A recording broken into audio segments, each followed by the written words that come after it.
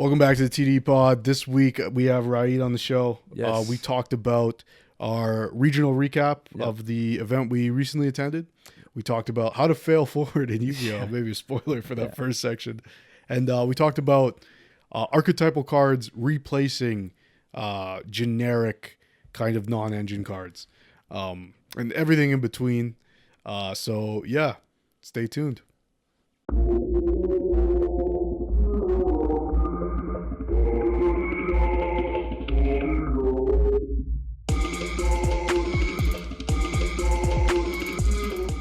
Welcome back to the TDE Pod. We're joined again by Raaid. Yes, sir. Back with another one. Yeah, having you back on. First time in a few Couple weeks. weeks. At least, Yeah. So we got lots to talk about, I guess, today. It's kind of an open-ended topic. Yeah. But you and I, along with Andre and Sam, Yes. attended a regional in a neighboring city, let's say. Yeah. Last weekend, it was for this recent set, Yes. right? So, dude format, post-ban list, all that, yada, yada. What people are calling the floodgate format. Yeah.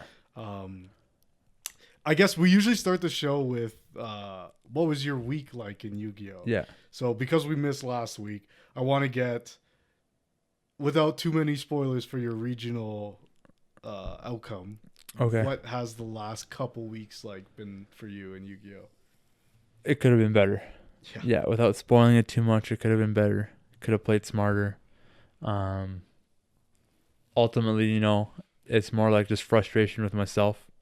So, but we'll dive deeper into that. But, locals, even today, it was fine. It's just kind of whatever, like another day at locals, average. So, yeah. Yeah, I feel that, man. And I feel entirely the same. I guess let's just get fully into what happened at regional. So, just from my perspective, I don't know how you feel about this, but for me, I was the most prepared I've ever been for any event I've ever attended for this event. Yeah. We spoke about in the first episode of this podcast my YCS experience. And I spoke to the fact that I was not prepared. Yeah. I didn't think there was enough time at that point to prepare for that. Yeah. And so I took a deck that mitigated, the errors I could make by not being prepared for each deck. Yeah. Because there were so many decks that were viable. Yeah. At this time, I've been playing Draco Tail. I've been playing it well. I'm happy with how you play, how you perform, how I've been performing, I guess. And I wanted to do the very best I could. It's not anything new than when I go into any event, but I locked in weeks of preparation, like really grinding out this deck and figuring out where I could take it and what were its limitations and where to interact with other decks. I've never been this dialed into what I was facing. Yeah. I don't know. What was your preparation like? I'd say, to be honest with you, I thought it was, like you said, probably the best that I've had it, and compared to the last couple of regionals that I've been to, and just the weekly locals, I felt like, despite Blue Eyes when I ran it was the least optimal. Yeah. It wasn't the 41 card deck, but I felt like I could interact with the different decks that were kind of going rampant and even just playtesting with you guys, playing at locals. I was able to hold my own using what is known as a rogue deck, right? You were playing Blue Eyes, just for yeah. Blue Eyes Primite, with the Kaiba Med, Chaos Max, that whole shebang. So going into this, I was really well prepared. I knew where I was going to struggle mostly with Draco Tail. And with Draco Tail, my thought process was just play the grind game and hope that I have the cards just to stop them where I need to, but grind game, be stronger. Whereas with Yummy, I know the interacts. K9 with whatever, I know the interacts. Mitsurugi didn't deal with it a lot, but I understand that bailing at the right spot, especially with Murukumo, kept that in mind. throwing in the Bystials in the side deck, so that way they're just easy targets. And then they also apply it as bodies. And then, you know, when you have Jerusalem leave the field, for example, I can now like get rid of a special summon monster. So there's levels of interrupts with even with the siding. So I felt like I was good going into it. So I was like, whatever matchup I went up against, I would be okay because I'd know what to do. So knowing what I'm doing against other decks, I was like in a good space. Now it's a different story. At the end of the day, it's what you draw, right? What your opening hand is. That's kind of what it comes down to. And obviously, it's like it's a mix of things that kind of come into play. There's luck, there's probability, this and that, blah blah blah. Yeah. Right. But you know, you could have a 40 card deck even and still brick. You know, this is sometimes it happens. So with 45 is what I had with Blue Eyes. And I was doing 45 because I found it to have been the most successful. Then like Highest 40, ceiling. yeah. Then like doing even 40 or 41, I felt like the recursion and the grind game was very, very slow and very limiting when I didn't have like 3 Blue Eyes White Dragons in rotation, or that Cabin Man for like, you know, turn 3 normal summon and then pop off, things like that. So that's why I kind of went that route. So in terms of preparation, I thought I was like very well prepared going into it. It was good. So. Yeah, I thought I was prepared. And obviously, my outcome, you know, it was 7 rounds, I believe, and no, 6 rounds, and I won 2 out of the 6 rounds, which is terrible. I couldn't even break even. And then yeah, it wasn't until round 3 where, you know, I had the drill beam in hand, and the guy activated an effect, and I knew I could have used it, but like a part of my brain was like, I can negate and banish this. But I know that he still has enough push for game here. So I was like, whatever. But like at that moment though, as I was like putting my cards away, I was pissed. I was annoyed with, you know, you get annoyed with like actions that you might do, the duelists you might come across. Sure. But I was just really pissed. Like I was pissed. Like I couldn't believe that. I should have just drill beamed it, whatever. Like what I had no excuse besides like, oh, I think we're running low on time. Like, okay, then I just get a double loss. Yeah. Right? Like if I didn't use it, I'd lose. So if I use it, at least it's just a double loss. Yeah. So I was just really pissed about it. I was like, I had the card in hand. I had to negate. I don't know why I didn't fucking use it. That at least could have made him rethink something, and he might have misplayed, you know? Sure. So that really bugged me. And then I just kind of went into the next few rounds, like really, really pissed about that. And then obviously I just let it go after. But it's one of those things where I just got to like get better, like really, just rethink about it. But yeah, Yeah. I didn't do much better than you did. Mm-hmm. I went 3-3. Yeah. And to be honest with you, it was like very upsetting. Yeah. For whatever reason, my first match I played against a Yummy Mitsurugi. So, in preparation for this event, I had obviously prepared a lot to play against that deck, but probably not enough. Just because not a lot of our group were testing that specific build deck. Yeah. We had Mitsu, we had Yummy, we had some Yummy variants, but we didn't have Mitsu Yummy. Yeah. So, whatever. I misplayed at one point in that round, and it cost me. I forgot to use Urgula's effect to bring back my Femena from grave. Okay. Which would give me another interaction next turn, obviously, to fuse. So, first round of the event. So I'm thinking, you know, if I lock in that interaction, there's no way I lose that game. Yeah. It ended up in a 20-turn game 3 where it was a top deck war. Yeah. And eventually I lost that because there's not a lot of great top decks. Yes. In Draco Tail. Yeah. So that was upsetting. But my opponent was a good enough guy. Like, we didn't have any issues really. There's one point where I should have added something different. But I had to resolve the effect, and then I was, you know, sat there thinking and went, do you mind if I switch my ad? And he goes, I do actually. Yeah. And I'm like, fair enough. Yeah, it wasn't like a hostile thing. Yeah. You know, so whatever. There were things I could have done better. I would have won that game. Yeah. But X1, I'm not too concerned. Yeah. I go into the next round. I'm playing against RB. Yeah. Which is a TCG exclusive currently. Yeah. And a deck that has a lot of effects, and I don't know. I was not familiar with that deck. I was not prepared for that deck. I'd seen someone play it maybe one time. Yeah. And yeah, I just wasn't prepared for it. We ended up having a double game loss. My opponent assured me he could have gained me on the next turn. And I was like, well, I still had this. So who knows? We'll never know. Yeah. We didn't finish the game in time. So that was another one where I was just like, man, what the fuck? Like, when you match into a rogue deck like that, like Blue Eyes is one thing. Yes. Because there was a point in time when it was very popular. Yes. And everyone kind of knows those lines. Yeah. There's nothing I've ever seen, no offense, in a Blue Eyes deck. Well, actually, you may be being the exception of like Ulti Fusion and some of those off-brand Blue Eyes cards. Yeah. Magia. Not that it's anything other people are not aware of, but definitely not like the standard 40 card Blue Eyes things, right? Right. But for the most part, there's nothing that would surprise me of Blue Eye. When I'm reading these RB cards for the first time, I'm kind of like, what? Yeah. What the fuck? Okay, this guy attacks twice? Yeah. Okay, it's game. Okay, sure. You know? So for me, when I'm playing a deck that I'm playing where all my non-engine is hand traps, Yes.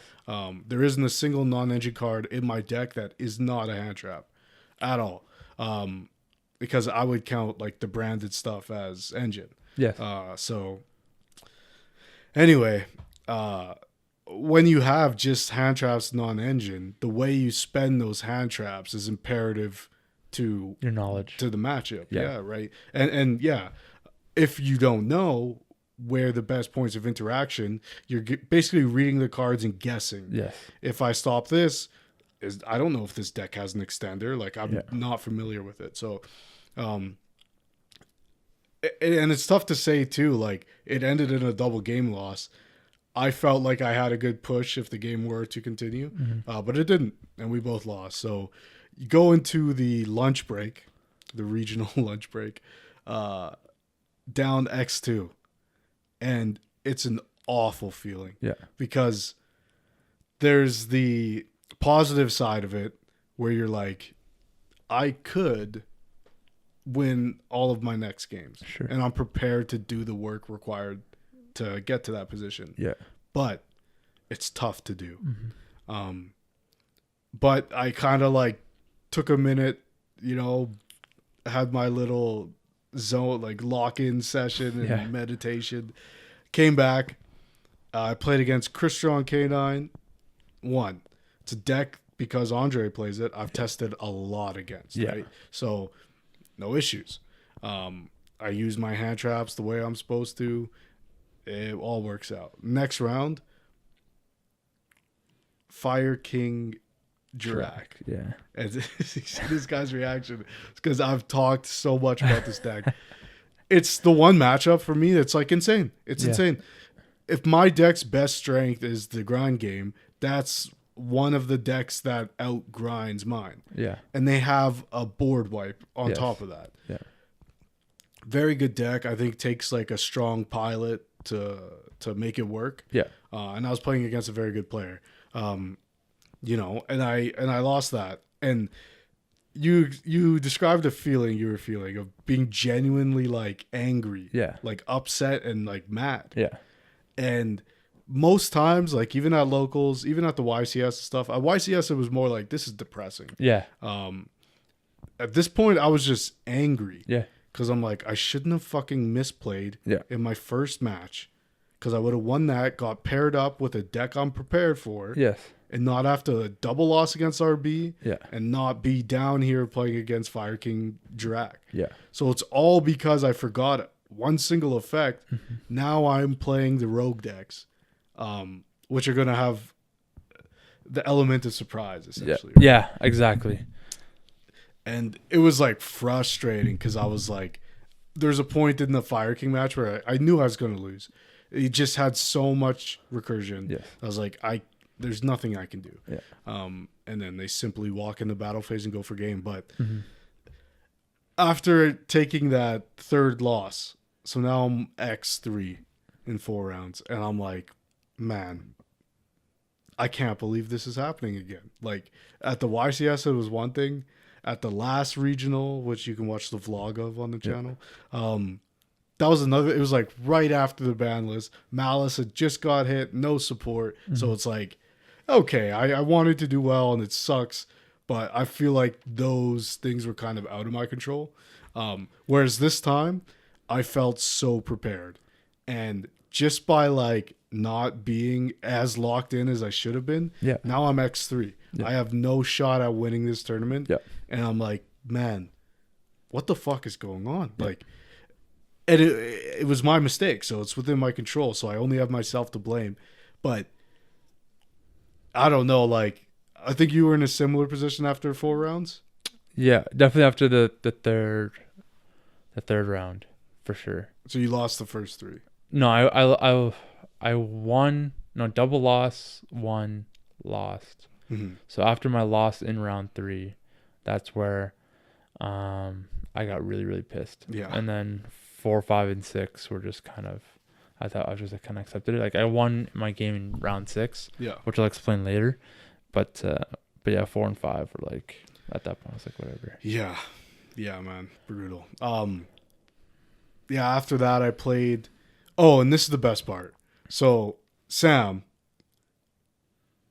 he's getting like the easier matchups of all 4 of us who attended. Yes. What was his first one like?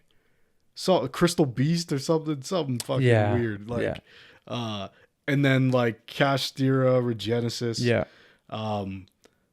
Which, I mean, that one, depending on the pilot, can be difficult. Yeah. I mean, today at Locals, I got one XO using that deck. High ceiling. But when you consider Mitsu, Yummy, all that, regen, cash, or whatever. Yeah, it's less...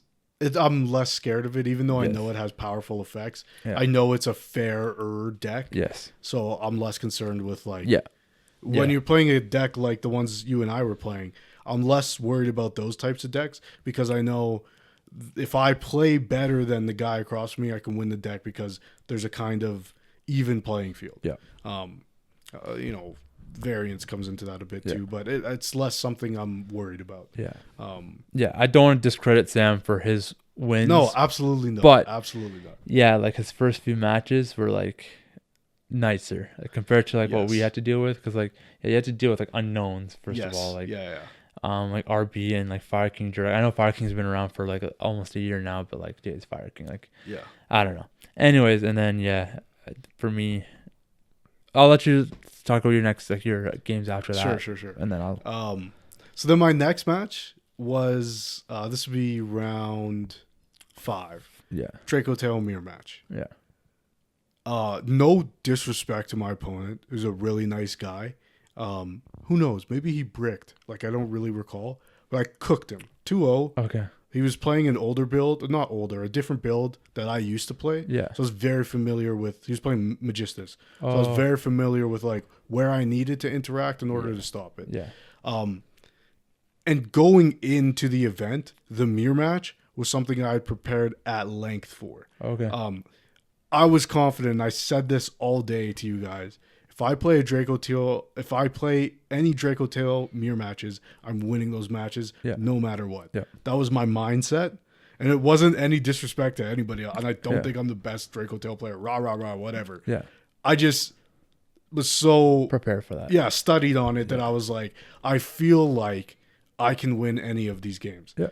And it was a really good feeling playing in that 5th match because...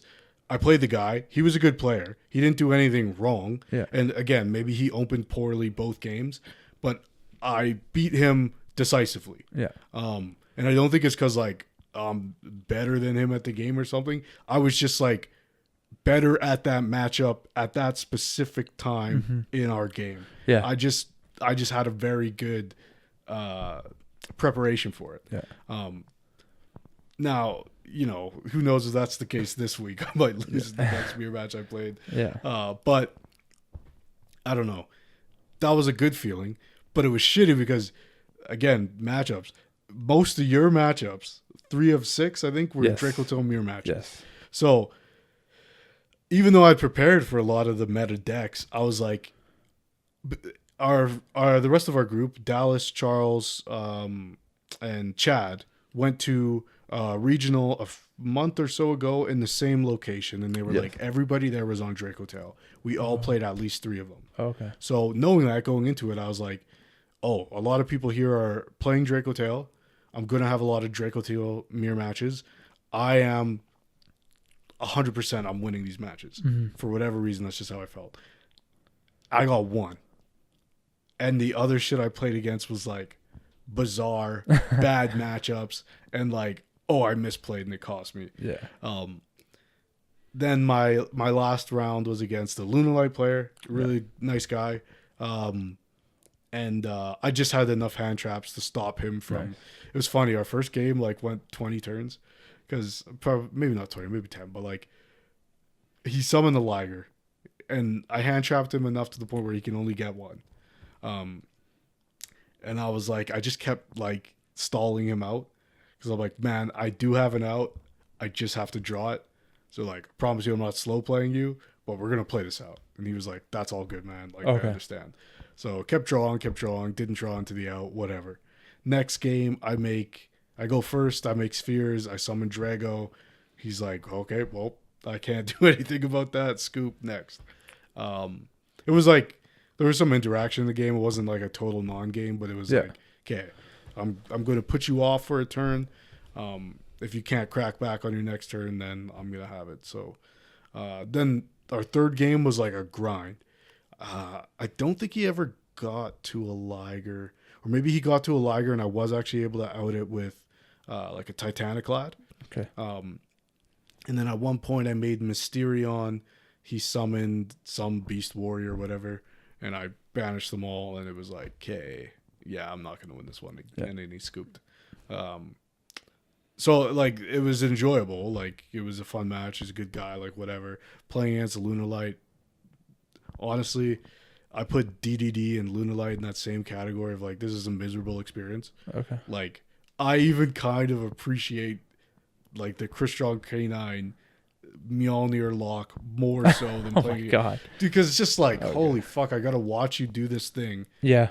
and you gotta wait for the spot to interact, and it's like, okay, well, if he drew the other thing, the extender, like, Yeah. there's nothing I can do. He just makes the guy that doesn't die to anything. So it's just like, I don't know, it's just lame. I was saying this today at our locals, because I played against a DDD player, and I played against that deck twice. I beat it once, lost once. But both times, it's just like you're watching a guy play solitaire, and it doesn't feel like. I watched an MBT video about this, and it was like, this deck is rewarding, but you have to do everything correctly. Oh. So yes, it makes an insane board, but if you mess up one point of the combo, it's not very forgiving, and you end on like a very shitty half board, and you can't crack back essentially. Okay. And I just like don't respect that at all. A deck that can like eat 4 hand traps and still end on an insane board, Yeah. regardless of the points of interaction.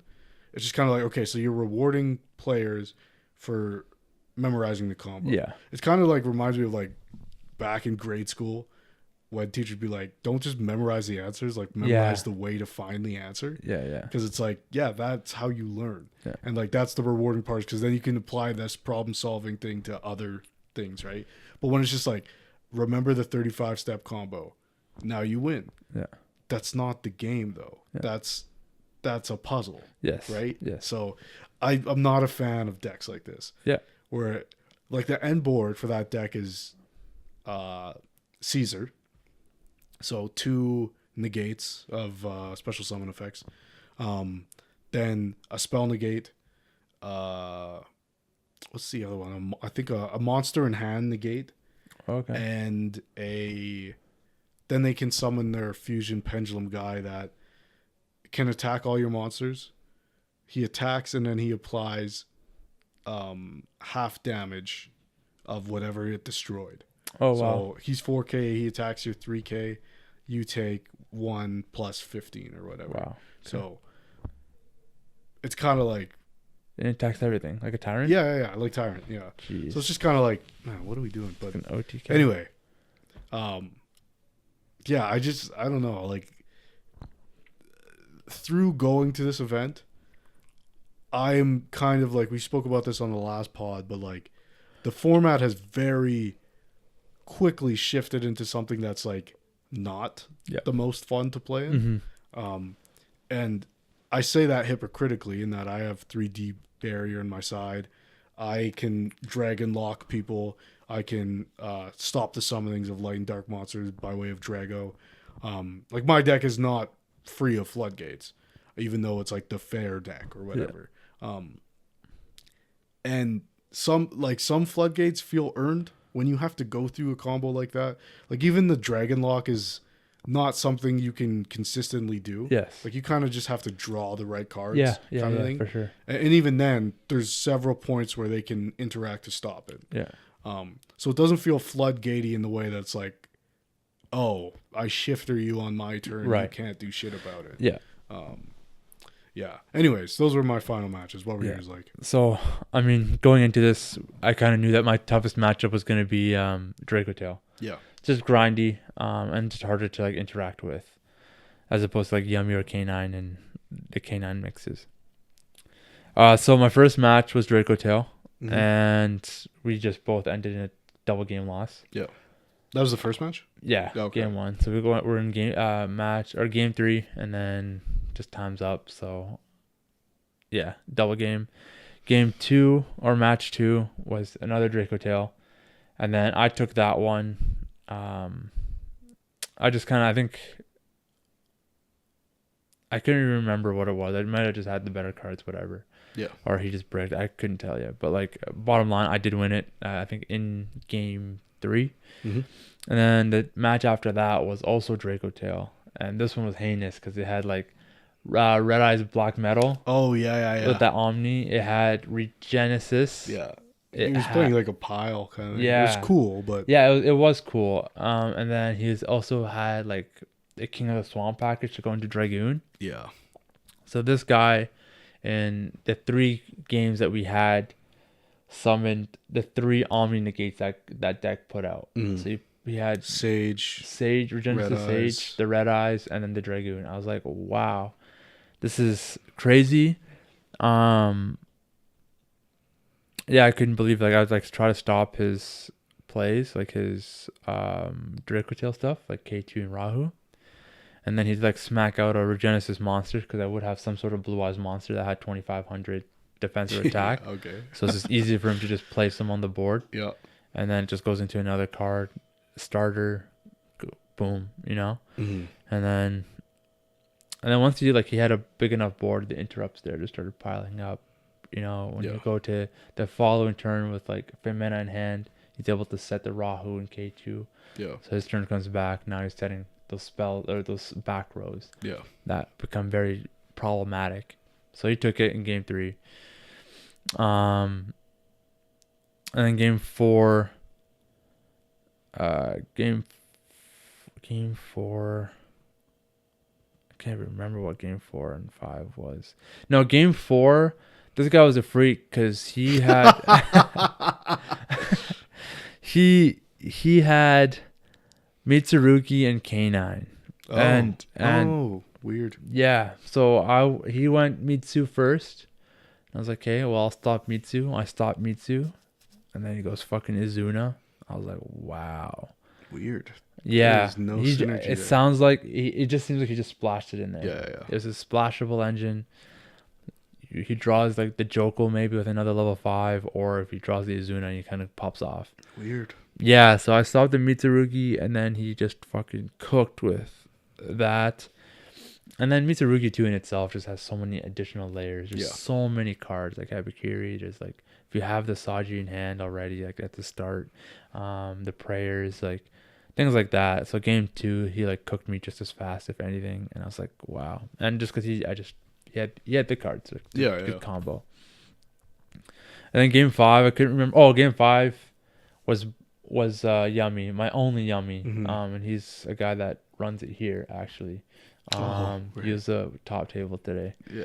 And then so he was my only Yummy player, and to him, like, he's a pretty solid Yummy, like he knows what he's doing with Yummy, and so he beat me with that. And then game 6, that was like my only other win. I was in the last match, It was like Dark World. I was like, this is what my days come down to, right? Yeah, man. You know? Table 500. Yeah. So game 1, I take it. It like, you know what I mean? There's not much going on. Yeah. Game 2, he's doing his thing, and he summons like some Nutcracker cards, like a Link monster, and it locks him to might be saying the name wrong, but Mudcracker. Yeah. It locks him to a certain type. Fiend, like, Fiend, yeah. But all I'm thinking was like, I already have the cards in hand that I know that I'm gonna be able to just stop them. Yeah, so I was like, just do your thing. Add the cards, summon the monsters, do your thing. It does a lot of adding. Yeah. Didn't have troll at the time, so I was like, whatever.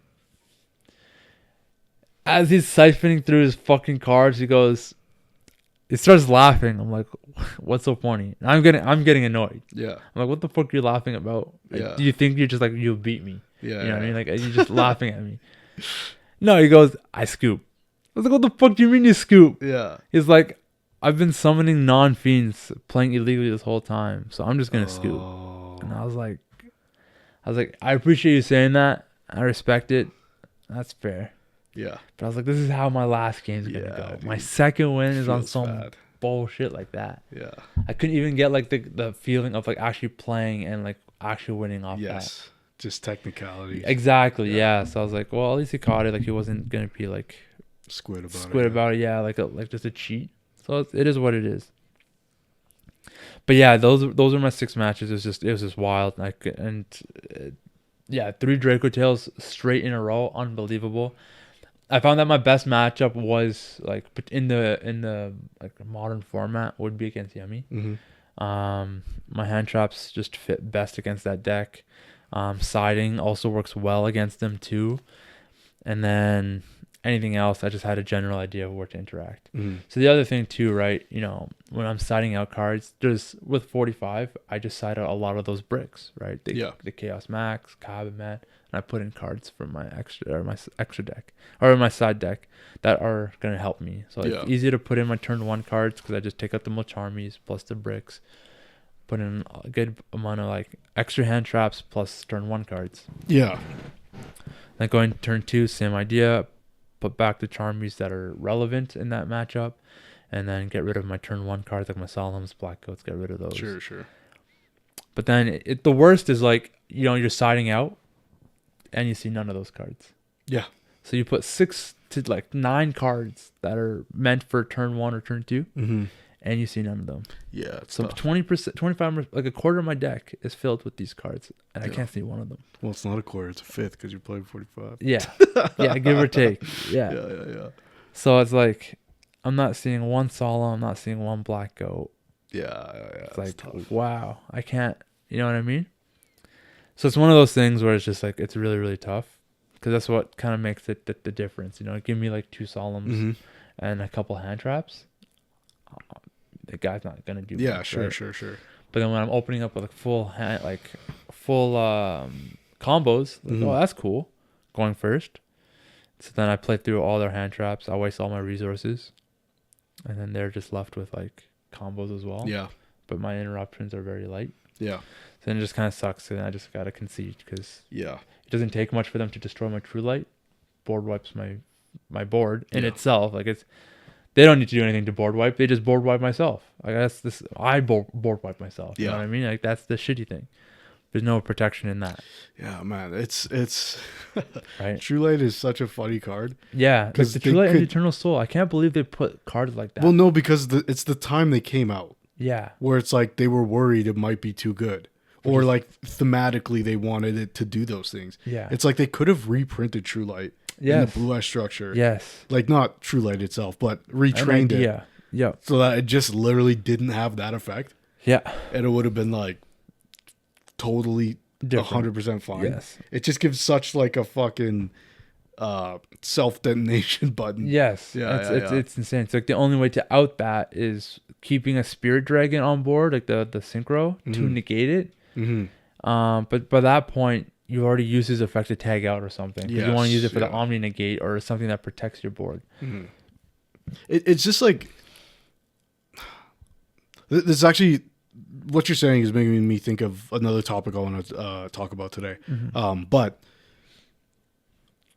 it's so odd when they design decks like this, because it's not like anyone's like, Blue Eyes is too powerful. Yeah. We need a way to nuke their field. Yeah. That you have to play it. Yeah. Is like, I have to play. That's the problem, right? Yeah. It's like, plus, like, Maiden's a brand new card, right? Yes. Like, came out in the structure deck. Yeah. So again, like, they could have just put a True Light 2 in the structure deck. Yeah. And it just doesn't have that just effect. works for that. So that would would have been fine, right? yeah. And that would have been perfectly fine. I think it would have been fine. Or like a card that, like a new card that makes blowing up your field worth it. Yeah. Because you have Jets, say, right? Yeah. But then the end board is Jet. Yeah. Like, Yeah. So it's not worth it. Yeah. But if it was like, say, Ultimate Spirit Dragon. Yeah. It hits Grave because of Spirit's effect, Yeah. right? Then, like, if all monsters you control are sent to the grave at the same time, something weird like that. Special summon this card from the grave, ignoring its summoning conditions, Yes. or whatever the fuck, right? Yeah. Something to like bring it back. It's like, oh shit, now you have a beater. Like, Yeah. but Like, give me some protection, because all it takes is one lightning storm. yeah. One lightning storm when the guy goes MST, second. dude. Yeah. Yeah. One MST kills your board. Like, that's the craziest thing. I was like, if I did not tag out with Spirit Dragon in the stand bar of the draw phase, the moment that player goes main phase 1, Sure. lightning storm and call back row, yeah. there's nothing I can negate. nothing I you can cannot tag out in time to protect my board. The only thing I can tag out into is a Zurize that will protect my monsters from destruction. Yes. But now I'm just okay, so my monsters don't die from True Light. Yeah. They fucking go like Liger or something, and then they fucking just attack over my Azurize, and then everything else can get popped off its effect. So it's like, so yeah, there's 3 board wipes when it comes to like if I'm playing against Luna Light. Yeah. My True Light can pop my board, and their monsters is a soft once per turn, so they can use if they do twice. 3. Oh, I see what you're Mitsurugi, same idea, right? They have Murakumo, Yep. so if they have a way to pop True Light, okay, that's safe. Then if it's saved in whatever way, Murakumo pops everything. Murakumo's already high. It's already a high attack, so it's just going to Very run over high, anything that doesn't die. 32, yeah. So Yeah, it's just one of those things where it's like, I mean, now we're just talking about the design of Blue Eyes cards and whatever. And that's not the biggest issue, because like people are able to top with it and stuff, but like just the grind that you have to go through to play it. It's just tough. Like, it's awkward to give a grind deck, like a mid-range grind deck, such a big target. Yeah. Right? Like you said, there's a way to play around it, but not a lot of decks have that. Yeah. Like, a lot of decks lose to like Droll or Shifter. Yep. But not a lot of decks have to play their own, hey, hit me. You know, fucking. Yeah. Because my eyes light up when it's like, if I open Urgla or Pan, like summon Gulamel, you know, there's always like a valid target for me to hit. Yes. It's like, oh, okay. Like, even when it's like, what do you call them? Jet. Yeah. Then I know it's like, okay, I can go pop True Light, pop Jet in the same chain. Yeah. By the time it resolves, your board's still getting wiped, right? So it's kind of like, I mean, maybe that's specific like to matchups, obviously, but it still feels bad, you know, when you got decks like Radiant Typhoon out there and you're trying to play Blue Eyes into them. It's like, yo, like, and like, you deck, searched MST up good. Even with your deck too, like you can set it up where if you do like Pan, to pop like a monster Pan, and then Urgla a spell or trap. Yeah. So you can like chain blocks. If I try to do Spirit, I can't negate them in a way. Yes. So that means either Jet or True Light. Well, you'd have to make sure Jet gets out of the way. But if you know that though, if you know Jet has to go out first because of how Jet's effect works, then you will chain block so that way. Yes. Pan's so safe. You even go like, hey, say I fuse for 2, summon Arthalion, and you have your Spirit on field and a Jet, say, and a slew of other monsters, right? I'll just go Pan or Urgla chain 1 to pop a spell. Pan chain 2 to pop a monster. Arthalion chain 3. So now you can't chain to anything. No. Like, you can't Spirit stop one of those effects. So Arthalion's going to bounce. Now they're out of the grave. Yes. They're not even there as targets anymore. Yeah. So then I pop the spell, True Light. You'll pop. Pop the jet. Yeah. Then pop the spell. Yes. Then the spell will resolve in the new chain. Everything goes because Jet's already gone. I have an open field. Exactly. It's unbelievable, right? Like it's, but I mean that's just the way the the way the Blue Eyes works. And like Yeah, retrains. Mausoleum should have got a retrain, and True Light should have got a retrain. Yeah. Mausoleum is not even targetable by any Blue Eyes. It's not a Blue Eyes spell or trap. Yes. While it works for Blue Eyes, it works for normal monsters actually. Oh, right. But it typically just aligns with Blue Eyes because Mausoleum of White. But Yes. you just dump a normal monster. It's not Blue Eyes White Dragon. Oh, it doesn't have it. Yeah. So it doesn't mention, so it's not searchable. Yeah. So that's why it's like that should have had a retrain, and True Light should have been changed because that's insane. Yeah. But, and that's the weird thing though. Is, Spirit with Eyes of Blue and Maiden of White are new cards. Yeah. So it's not like they had to. They didn't have to make it this searches or places True Light and this adds Mausoleum of White. Yeah. They could have just made, and it's not like those cards were already like built into the Blue Eye strategy. Yeah. Like, is there another card that mentions True Light? I don't think so. No. So it literally could have just been a new card. Yeah. Maybe they were worried about the power level. Possibly. But it's just weird that. But when you look at like other decks, though, that's the weird thing. Like Yeah. when they design, like, because at the time, like Malice and Raizo were out. Exactly. And look at their like what Raizo Cross was doing. Yeah. You know what I mean? Like, Yeah, the Raizo Cross doesn't say if you pop it, you blow up their board, right? Right. Like, there's no drawbacks to some of these crazy field spells that other Yes, people have, yeah. or continuous. even Mignon. So like even Lordly Load is like a good example. Right? Yeah. It actually works quite well. I mean, Mhm. once you've activated, you get to add shit, whatever, special summon. That's a continuous like active special summon. True Light is basically a Lordly Load. It's just a trap version. Yeah. But the trap is I get fucked. Yeah. Right? I die. Where like that, like the trap, your opponent doesn't get put in any trap. Yes. You It, know? it would almost be better, like, if they made a new True Light that's like, if you pop this, your monsters die. Yes. Yeah. So it's like, I can stop you from setting the wishes. Yeah. Like if there was a like an activation window Yeah. where it's like, I can chain because it's continuous. I pop Yeah. it, you don't get the place. Yeah. But I lose my monsters for it. Yes. Then it's kind of makes you weigh like, Think twice. yeah. Especially but it's like like, in wait, you don't get to place the thing, and I blow up your board. You know, it's free real estate. Yeah. It's awful. And It'd it's be like stupid not to. it's like at that point the only time that it's good to pop it Yeah. is turn 2, Lightning Storm. Sure. Great timing. All the more reason to like run Lightning Storm. It just Yeah. makes sense. Otherwise, it's like, if you said it the way, if you explained it like where it pops your own, like my opponent's field, Yeah. then it's like, oh shit, now we're in turn 3. I have a board. I got to be careful on what I pop. Yes. You know, I got to think twice. Is it worth stopping wishes if I lose my board? Exactly. Right. You Yeah. know, so And then it would be like, okay, if you're playing into a deck that, like Fire King, that pluses off destruction, yeah.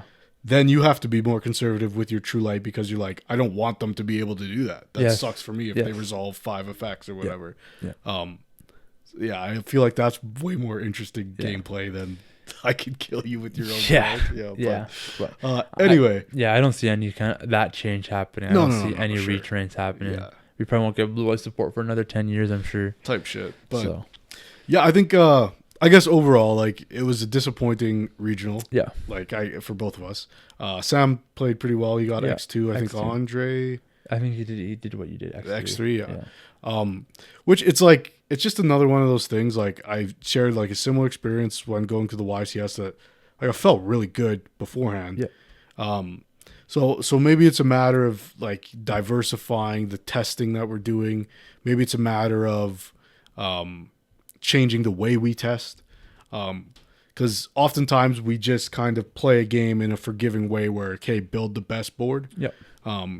But, you know, maybe there's other ways to add to what our testing regimen is beyond just like, you know, play games and when you have time. But I mean, does it come down to like just being hard on each other? So like if you misplay, do I let you back up? No, because personally,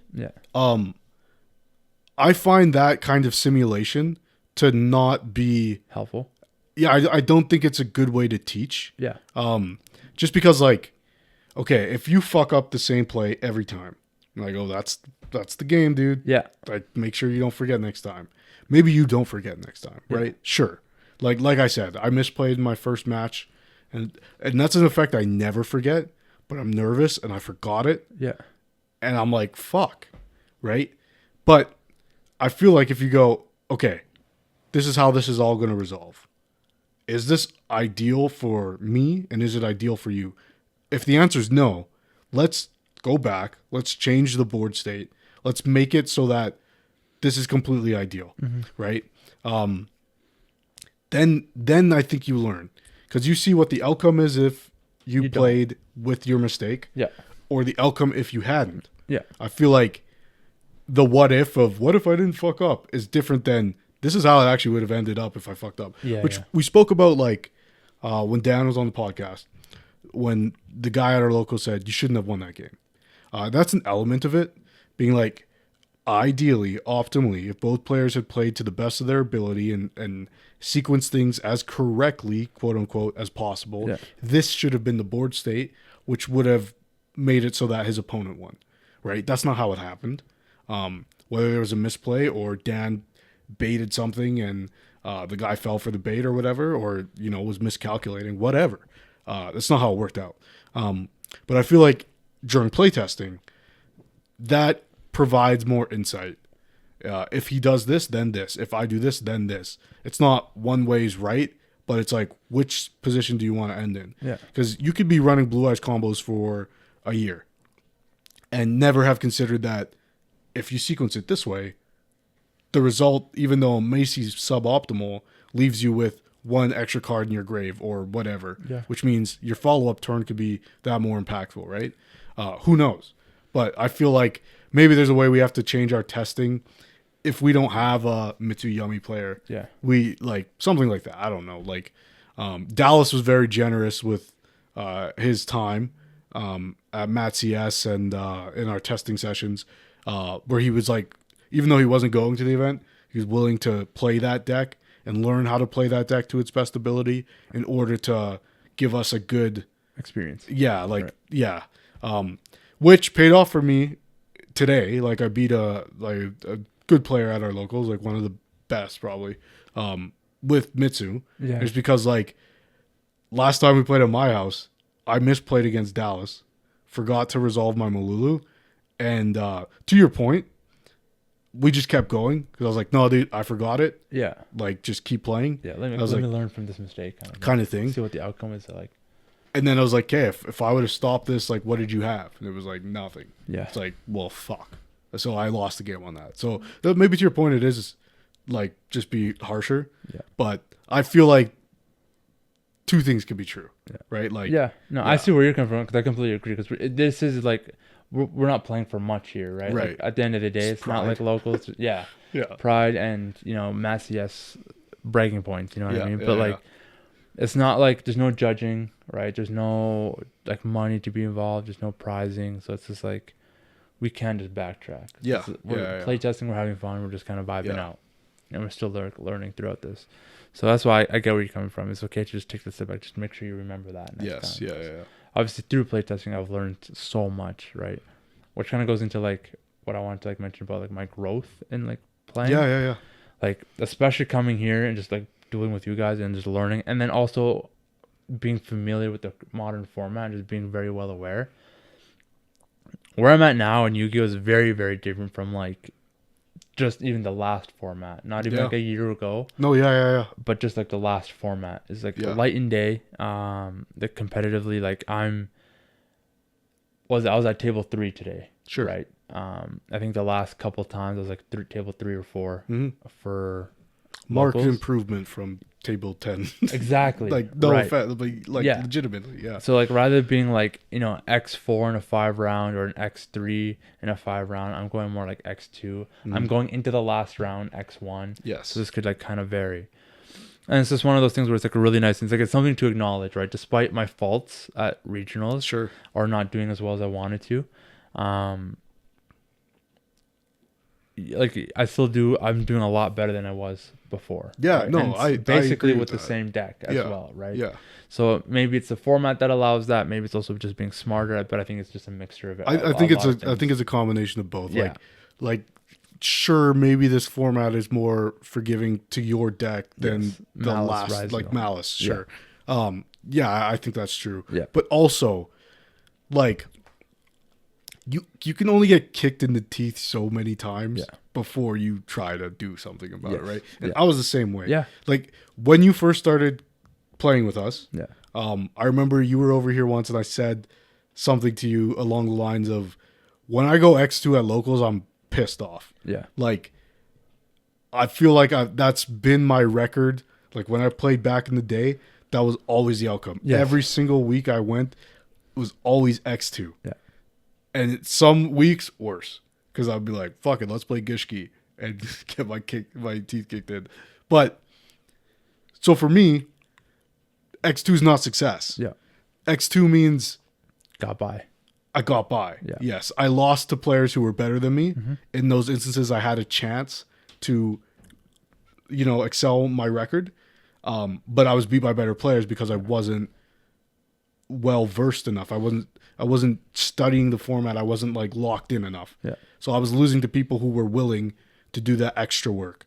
And then I got by the players who either had like objectively shittier or less powerful decks, which is not something I truly believe. Like, I think anyone can play any deck to its best ability, whatever. Yeah. But, I feel like if you're playing one of like the big 3 decks of a format and you go against, say a Blue Eyes, if you're playing like Yummy, Draco Tail, Mitsu, and you go against a Blue Eyes player, you should feel like you have the edge. Yes. Given that your cards are unhit, and the power level is probably higher. Yes. So, yeah, anytime I go X2, which still happens, I feel like it wasn't worth even showing up. Mm-hmm. So here's the thing. Tying this back into like the regional thing and like growth, I was saying to the guys today, like, it's really hard to measure growth in this game. Yeah. I was saying, I can't remember who I was saying this to, but it was so disappointing to not do well at the regional because I looked online. It was like, when's the next regional around me that I can like get my comeuppance, or give these guys their comeuppance, And it was like, oh, there's not another one in this format. It like next year will be the next thing. By then we'll probably have another ban list. We're gonna have 2 to 3 new sets. By the time there's another regional close by. Okay. That was like the heartbreaking part, because it was like, I have studied this format so much. Yeah. There will never be an opportunity to play this exact version of the game again. Yeah. And I failed at trying to succeed in this format. Yeah. Even though like I've never been more dedicated to it. Yeah. I've never tried harder to be better at it. Yeah. I still didn't amount to anything. Yeah. Because I fucked up, because I got tough matchups for my deck, the variance made it so that like I won't succeed. Yeah. It felt very much like, any sports team where it's like they have a great group of players, they have a great season, someone gets injured in the playoffs, and they're like, this fucking sucks because like we should have won. Yeah. But variance happens, right? That's how I felt. Not that I think I'm the best player or like you got injured, but like it's just like upsetting that it's like, oh, this will never exist again. My deck will probably, by the time there's another regional around us, my deck will probably have suffered some sort of limitations on the ban list. Yeah. Which is like, oh, I'll never have these tools in the same form I have them currently. Yeah. It's just like depressing in a way. Yeah. But then come back from regionals, I go 3-3. I go to a locals. Literally a locals where I think I've won maybe one match in 6 attempts prior to this. Okay. Locals that I like go to like try out a weird deck, or like I went there once and I lost the game. I lost the first match to Fire King Jirak. Got a bye in the second one and then lost the third one. So I showed up, lost twice. I drove an hour to get there. Didn't play one. I only played twice and I lost them both. Yeah. I was like, this sucks. Yeah. So like, dude, maybe I'll just never come back. But I had the competitive drive, especially after the regionals. Yeah. So I'm like, I was kind of gaslighting myself. Like, I did so poorly after regional that I'm like, am I like out to lunch here? Like, what format was I preparing for? So then I went back and I went undefeated.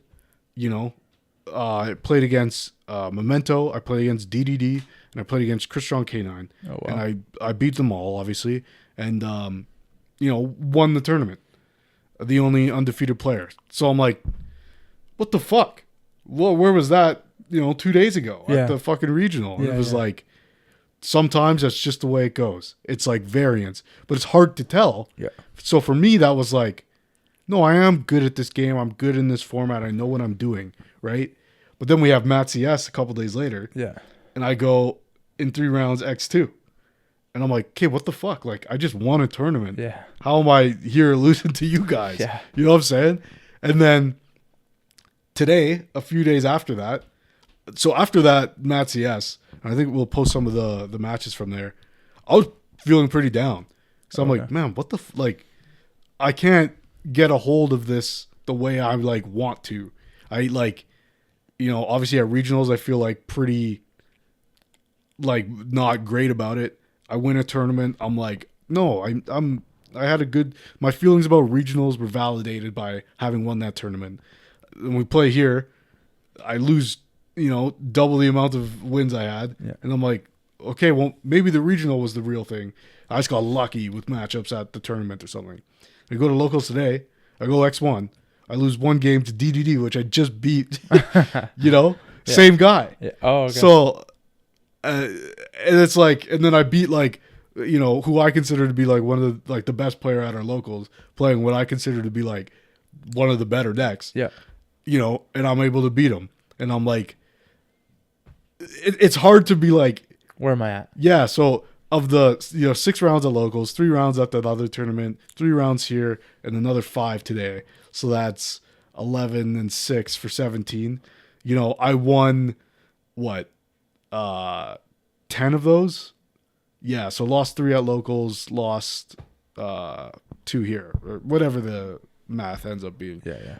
So like I'm up, and I'm up like fairly big. Yeah. But I'm like, why did I fucking do so poorly at the regional? You know what I'm saying? So like, just to like clarify with you, I do think there's a lot of growth in your game. Yeah.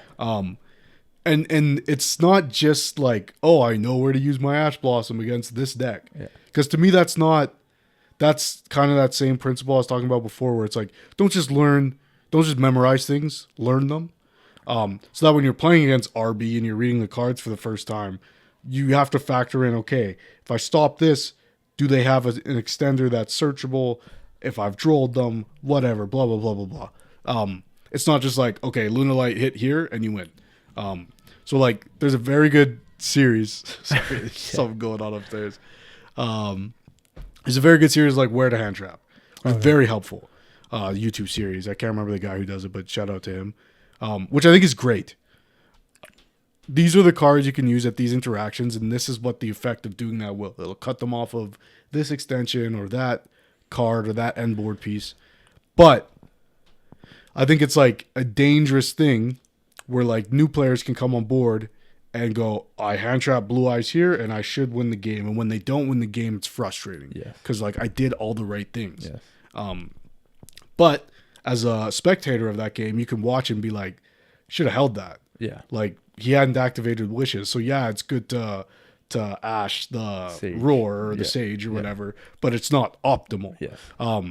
Or it wasn't optimal in that board state, Yes. right? He had spheres on board. Like he's just going to summon something else from deck. So it's things like that where like I feel like your game has grown in that way because you're not just like opening 4 hand traps and spending them as soon as you can. There's some consideration to what you're doing, which I think is like one of the biggest steps for newer players. Yeah. Instead of being like, I draw my cards, I use my cards, I should win the game. Yes. Because again, it's frustrating when you play that way and then you don't win the game. Yeah. It's kind of like autopilot mode, I call it. Yeah. Like you're just like, okay, can this be Ash? I Ash it. Yeah. Can this be Belled? I Bell it. Yeah. Ogre? Sure. What do you mean you have more interactions? Like, so yeah, I don't know. How do you feel about measuring growth in terms of results from either locals or events? I think it's pretty like fair to use. Like your win loss. The way I was thinking about it is like how we do at locals compared to like a regional or the YCS is like going to a regional or to these events in general. It's like going to a ranked game. Whereas locals is more like public match. Casual, yeah. So like COD, for example, you just go into public match, you stomp kids, then you start going to ranked, and then suddenly it's like, oh, I'm getting washed here. Yeah. How was I doing so good there but not here? This is a very different playing field because everyone going into regionals is on their A game. They're not just going in on a Sunday to play Yu-Gi-Oh. They're going in to try and win this thing. Yes. Right. So now whether or not also traveled. Yeah. And a lot of these people are far more knowledgeable than the people at your locals.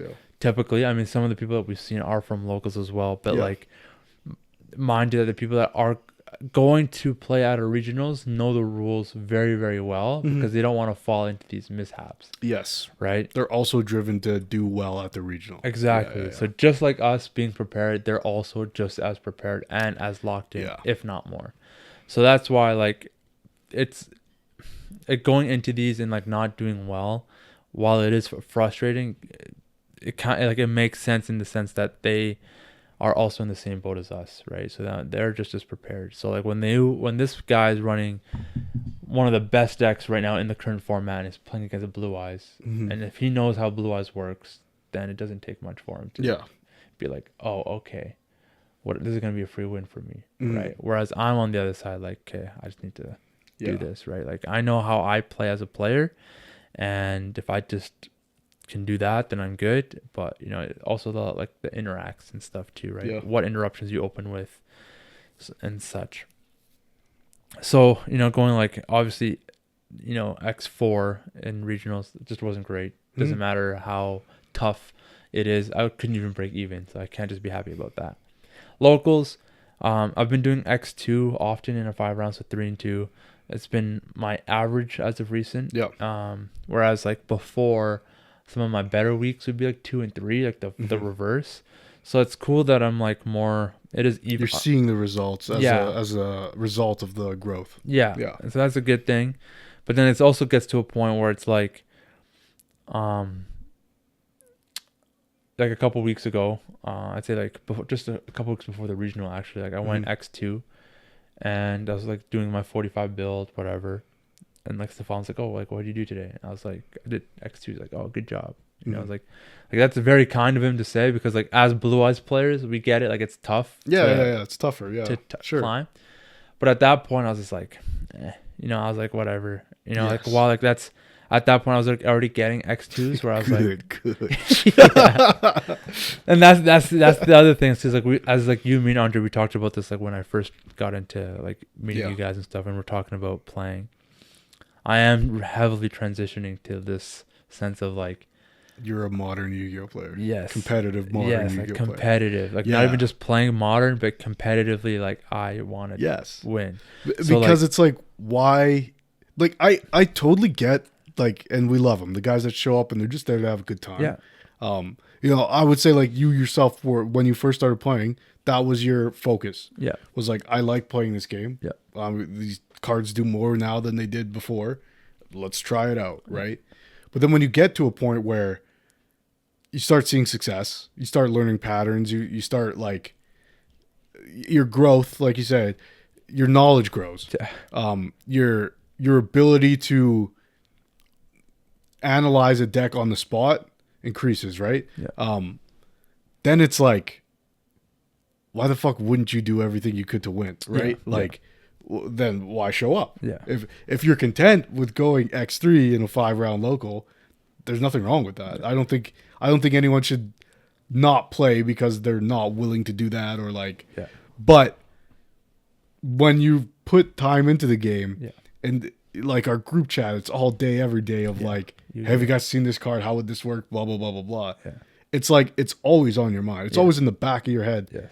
Where would this combo lead me? Where like it becomes obsessive in that way. Yeah. I think like it's important for people to have like healthy relationships with the game. Yeah. Like any game really, but it's like the passion of the obsession where it's not just like, yeah, I want to go do my deck's combo. Yeah. It's like, my deck has an interaction that shits on yours. Yes. I just need to pull it off. Yes. And if I do that successfully enough, and if I, you know, put the ratios of cards in my deck, I give myself the best chance to win. I just have to go out and do it. Variance obviously plays a factor, but the last few months, especially with Yu-Gi-Oh, it's like not only do I just like want to win, but like I've just found a whole new love for the game. Yeah. Truthfully, it's just I've like what I look forward to Mat CS's like every weekend, every week. Because like Sundays I'm like whatever, if I can get my Mat CS in, I'm good. I don't even care about going to Sunday locals club. Like I'll just chill for the day. But if I know that I'm gonna go play Yu-Gi-Oh, I look forward to playing. Like I actually have a lot of fun right now, especially with this format, because like I can see my deck is like competitively playing and it plays well and I'm playing well for the most part. Like it's good and I enjoy it a lot. But it's a different game.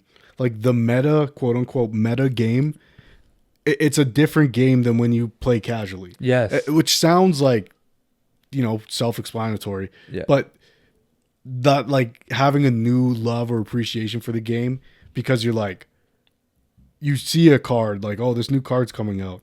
And you go, that's good in this, and this. Yes. And if I use that, I can do this, which leads into this. I can bridge into that. Yes. And it's a new, like, it opens your eyes to like, oh, if I summon this against this deck that's really good right now, I have a very good, board that those interactions I didn't have before. Yeah. Which is a totally new way of thinking like, hey, new Blue Eyes card. Yeah. Like maybe I can search it with bingo machine. Yeah. Well, it's like one of those things too. It's like it just applies, like the knowledge that I already had for Yu-Gi-Oh, for what I knew. Yeah, I could just kind of like be like, oh, I can see this bridging with this. Mm.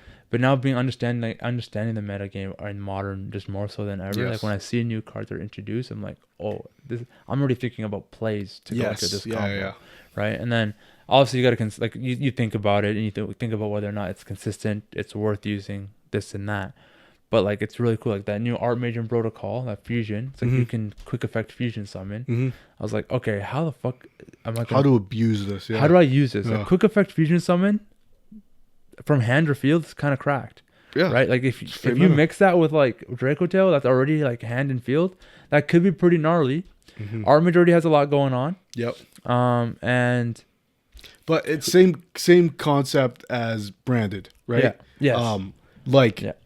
Branded in that you play an Albaz because you gets you into the whole full branded package, and branded fusion is one of the best cards ever. Like now with that new Armage card, like does Medius become another option in a Draco Tail build because it gets you into those cards? Yes. Yeah. You might just have to play a really small Armage package that goes around with your Draco Tail. But it's things like that where I'm immediately thinking like, oh, what is this going to be good with? What is this splashable into? Is this Spellcaster? It's an illusion. Level 7 illusion. Oh, yeah. Okay, that makes it difficult, but yeah. Yeah. But I don't know, it's really cool. But then you also have like a couple new cards that are around illusion monsters, right? Yeah. So we could see how you can bridge things and blunt things. Right? Maybe the new Relinquish might have some kind of play into there.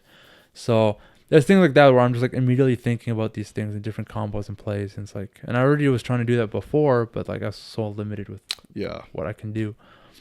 But it's good. But like, just that growth, especially like the last few months, not even just like a year, but the last couple months has been very locking big. In on it. So even like after the regional, I was like, you know what, maybe like next deck builder set, I like lock into a meta. Yeah. Like one of the meta big 3 decks. Now I do have like the Doom that I can play with and see where that goes. Yeah. But like the next deck builder, I just pick one and I rock with it and see if it fits with something that I currently play. I know Dark Magician is going to get support. I love to use those older cards. I've said this a million times. So if I can find a deck builder set that works with these cards, great.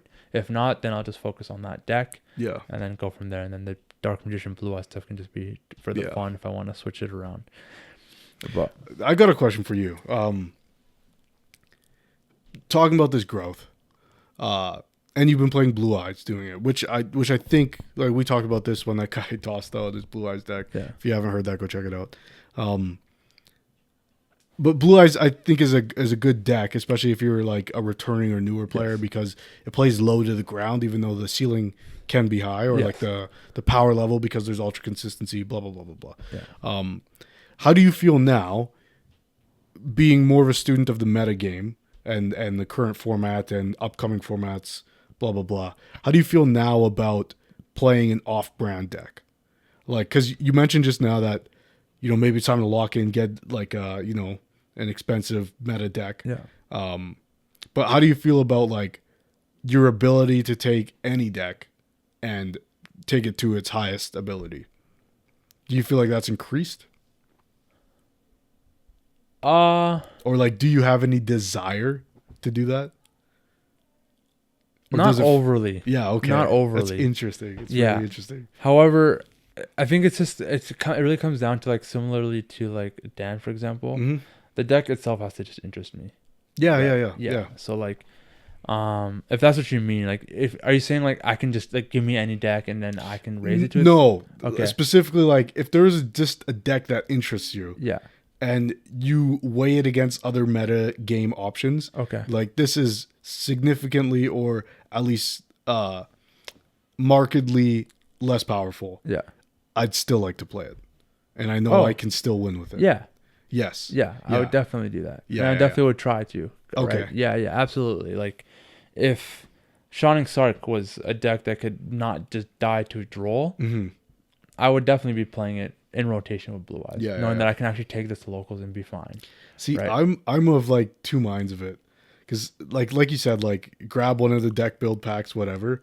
Now, I don't know if the upcoming deck build pack is like the strongest one, but besides that, I feel now like if I don't pick up one of the big three or like a competitive deck, and this is like a recent thing for me, when I started playing Malice. Because I'd been playing Voiceless before that, and it was just like, oh, I just enjoy this. I enjoy the like the gameplay of it. Yeah. And I enjoy I like how the cards look. Essentially, I like the lore, whatever. But then after I played Malice, it was like when I got that love back for the metagame. It was like I don't want to be behind. Yeah. I want to give myself the best chance to win by being a student of the format. And having a deck that gets a bit of an edge, being that it's like a recent addition into the meta pool, which means there's financial ties for Konami to make it good. Yeah. Okay. You know what I'm saying? Yeah. So even though I love Voiceless Voice, one of my favorite decks, at this point, you know, some of it's become a little stale for me. Yeah. Teller Knight is, you know, same thing. Even though I love those decks, and I'd like to be like successful with them. I genuinely think like I love Draco Tail, so like that's one of those ones where it's like the meta viability and my desire to actually play it have like met in the middle. Yes. But I feel like if I'm not playing a quote unquote good deck or meta deck, I'm doing myself a disservice because I'm lowering my potential. Yes. Which feels bad. You know what I'm saying? Like, because it's like, oh, I'm not just playing the deck I want to play. Yeah. I'm limiting myself to choose one of these three, seeing which, you know, game style or gameplay style I prefer out of all of them, and then kind of making a choice out of those. Yeah. Again, Draco Tail is one of the exceptions where it's like, oh, I would play that regardless, but yeah, I don't know. How do you feel? I think it's just one of those things where it's like, if you play one of those three decks, to not limit yourself, you play it your way. Yeah. So you can look at the YCS top for that deck and then play that same way. But I mean, so many people do that and it's still our bottom table at locals. Yes. Right. So like, it's at the end of the day. So like, you go, dude, why are you playing Labyrinth and Malice? Yeah. Right. What the fuck are you doing? So it's like, it's just one of those things where I think it's how you play. That's why I was saying, like, if I can, so then say the next deck builder set, sure, if I can implement Dark Magician or Blue Eyes in any sort of way, all the more reason to pick that deck. Yeah. But otherwise, I'll just pick whatever that's kind of interests me and then just go with that. If it doesn't allow like synergy with any nostalgia cards that I like. But yeah, I think that's the other important thing too, is when you build a deck, and you do have to weigh is like, do I want to play this like my way and be the best version of it, or do I just want to win? Yeah. Right. And that's kind of how you want to look at it, right? Because if you want to win, then you're just going to make the deck the best version of it, and then you're just going to understand it ins and out, right? Yeah. Make sure every play is right. You know, the moment that Christian K9 had that like a million lock thing, Andre did it right away. Yeah. Right? So it wasn't until then that he didn't, like, he wasn't using it, right? So then some people are just like that, and then there's other people where they'll see like a certain Draco Tail build and they'll be like, I'm just not going to play it that way because it's not how I want to. Yeah. I'll see how people are playing Blue Eyes. I'm just not going to play it that way. I'm still going to run the Cabin Man. Three vanillas, right? And then I'll just do my thing. So it's just like, but it's also play style. Like to your point, it's play style too, because it's like in through the lens of like doing yourself a disservice by playing a less optimal version of the deck. You could also be doing yourself a disservice by playing a non-forgiving version of the deck. Yeah. If you're not like, if you're prone to misplaying, say, like I would consider myself being, I would prefer to play a deck that's forgiving, and that like, ooh, if I didn't bail at the right moment, I have engine pieces that will compensate for that. Or if they banish two of my blue eyes because I wasn't being thoughtful enough, then I got the third one in the Kaiba Man to get it out. You know what I mean? So like there is aspects of like net decking the world champion deck doesn't mean you're going to be more successful. In a lot of cases, it could mean the exact opposite. Because you've cut cards that you're relying on or used to relying on that are no longer there. Meaning you're likely to misplay, given that you forget how many you actually run. Like it's the classic guy goes to search something, starts hemming and hawing, he goes, I sided it out. You're like, well, that sucks, man. Resolve your search or don't, you know? But these things happen. You know? Sorry. No, it's all good. And even too, like so today being like X2, I cut out 4 cards, just like extra the bricks, the Kaiba Man of Chaos, an extra Roar, and Alti. No, I kept Alti. I got rid of the vanilla blue eyes, the third blue eyes. Sure. So those are the 4 cards I took out, and the result was the same. So when I had those 4 in, I went X2. I took those 4 out. I went X2. So like, does it make a difference? Maybe not, because I just didn't draw into the right things in the right time. Taking out bricks didn't make it less bricky. I would say that like even at like the Mat CS like recently, I did have a really good night. I had the hands. Like, I had really good interactions at the really good points. So I was like, maybe this is just the result of having 41 cards. Then I go to locals today, and the results basically the same. See, so, that's like, it's tough to and like that's what playtesting's for. And again, like maybe it's a different approach that we will take to playtesting, and it's not. It's more about quantity when playtesting, so that you can get the most data possible, and then you know, factor in probability, all of that, and crunch the numbers, meaning like this version of the deck is the most consistent. Because I feel like there's a lot of, I'm guilty of this too. I draw a brick, I go, fuck, I'm sick of drawing this brick. I lose the game. I take out the brick. I go to play. I win the match. You know, a few days later, I'm playing the deck. I'm like, man, I really wish I had that brick right now. And it's like, it felt good to take it out. But was it like a reactive thing and not accepting the fact that variance is a factor in the game, right? Now there's obviously a conversation to be had about like arbitrary variance. This is kind of something you said made me want to talk about this before. But I've been thinking about this a lot recently. Non-engine versus engine. And when I say engine, I'm more referring to like archetypes. Because what we often see in our game is a new archetype will come out. Or an archetype will resurface.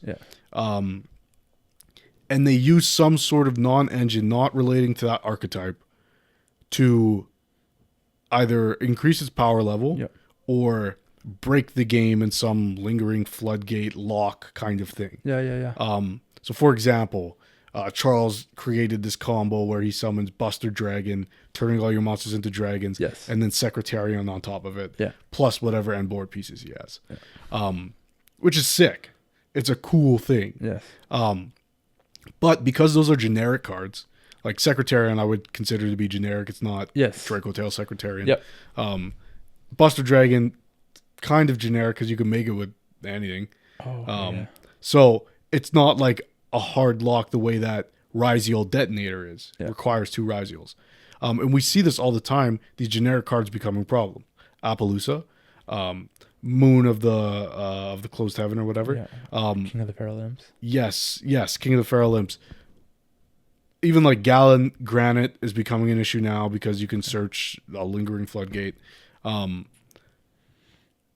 So I wonder, like, would our game be better if everything was archetypes and everything was archetype locked? My initial feeling is like, no, that's what makes our game cool. My initial thing is saying yes. Yeah. Keep it to the archetypes. Yeah. Because there's no less reason to have these unnecessary bans. Yeah. Where because the bridging is what people get pissed off about. Yes. It's like, oh, I do all this, I stop that. Oh, I'm gonna just bridge in and go. Okay. I'll go Mitsu. I'll go Raizu. Or I'll go Fiendsmith, yeah. Fucking insane. Yes. Right? Like that's why it's like it's crazy. Okay. Now on the flip side, today I was playing Orchist. Yeah. And I stopped all his Orchist stuff and he just goes prayers. Mitsu, yeah. Right? Prayers, and he didn't have to do any kind of bridging. Yeah, he just had the prayers. Yes. And that's like, but at that point that you're also relying, like that could have just been just a hand trap. Yeah. And he could have just been, that could have been it for his turn. Right? And he told me that but if I neither of those strategies lock you into not being able to use the other. Yes. And there are synergies in that they're all darks and whatever, yes. right? Yeah. Now, here's my follow-up question, which is a little scumbaggy, but ride with me here. Yeah. So you're playing Blue Eyes. We're locked into archetypes. Okay. You can't use Primite. How does that feel? That's fine.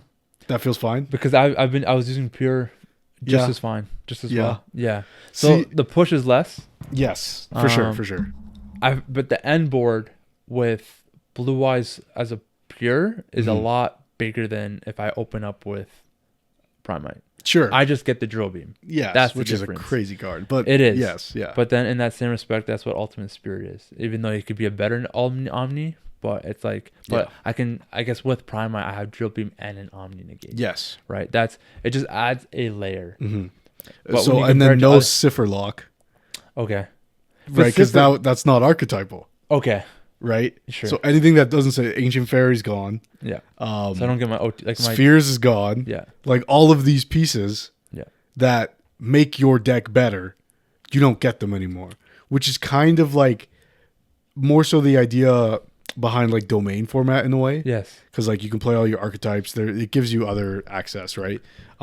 Kind of what people have like considered the idea behind Genesis, although that's not how it works in practice. But it's been something I've been toying with back and forth because it's come up as a result of like this floodgate issue that we now have. Yeah.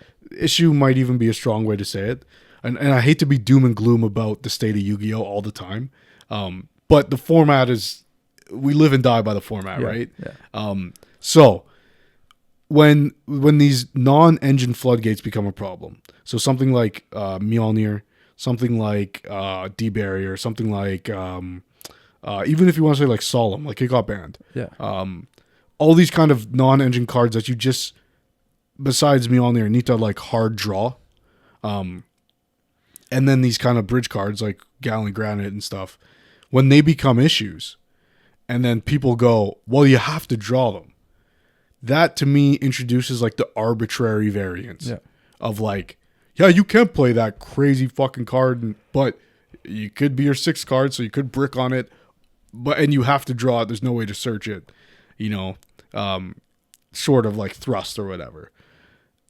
And that feels bad because then you're introducing like this fake variance into a game where it's like, oh, okay, if we draw the same hand, but I draw the brick and you draw that card, you just win.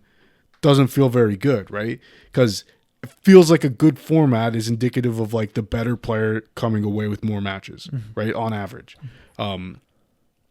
So I keep asking myself this thing of like, what if non-engine wasn't a thing? What if the Art Mage deck also came with Art Mage hand traps? What if there were no hand traps? Yeah. Things like that. Things that like get influenced, like say domain format. Yeah. It's like, yeah, you can play hand traps, but they have to fit within your domain. Yeah. So if you're not playing a fire deck or a zombie deck, you can't play Ash Blossom. Okay. And you get one of it. Like, but say it was 3. Things like the Dominus cards that are non-engine spots still, but kind of make you stay mono. Yeah. That I think I could see that being difficult. Yeah, like I don't think it would ever happen. No. Yeah. Because in a situation like that, then you just have a archetype that just has the better interrupts. Yes. The better hand traps. Yes. Because like you can't just splash ash into everything. Yeah. So it's like, but think about it like this. Okay, so say your archetype lets you play Ash. yes. Mine doesn't, Okay. but it lets me play Droll. Okay. Whose is better? Right. With those ones, Yeah. mine might be better into Mitsu specifically. Yes. Yours might be better overall. Yeah. But it's hard to balance which hand trap is better Yeah. on like a ground level, right? Yes. Yeah.